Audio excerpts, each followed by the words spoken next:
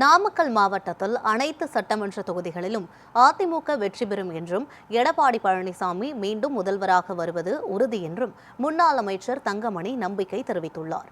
நாமக்கல் மாவட்டம் திருச்செங்கோடு அருகே முன்னாள் முதல்வர் எடப்பாடி பழனிசாமி தேர்தல் பிரச்சாரம் மேற்கொள்ளவுள்ள நிலையில் இதற்கான முன்னேற்பாடுகளை முன்னாள் அமைச்சர்கள் தங்கமணி மற்றும் சரோஜா ஆய்வு செய்தனர். இதில் மக்கள் வருகை, வாகன நிறுத்தம், குடிநீர் மற்றும் கழிப்பிடம் உள்ளிட்ட வசதிகள் குறித்து ஆலோசனை நடைபெற்றது.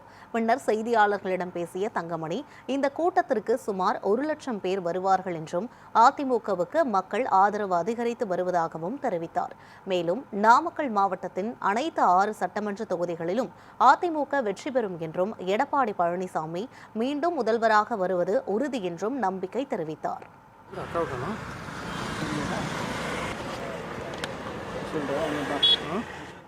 நாமக்கல் மாவட்டத்தில் இருக்கிற 6 தொகுதியினுடைய வேட்பாளரை ஆதரித்து கழக பொதுச் செயலாளர் வருங்கால முதலமைச்சர் அண்ணன் எடப்பாடியார் அவர்கள் பிரச்சாரம் செய்ய உள்ளார்கள். கிட்டத்தட்ட 1,00,000 பேர் வருவார்கள் என்று நாங்கள் எதிர்பார்க்கின்றோம்.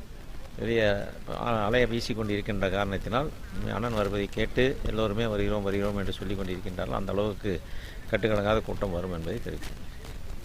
அதான் நான் சொன்னேன், அலையடித்து கொண்டு இருக்கின்றது. அதனால் உறுதியாக அண்ணன் எடப்பாடியார் முதலமைச்சர் ஆவது உறுதி. இங்கே 6 தொகுதியும் வெற்றி பெறுவது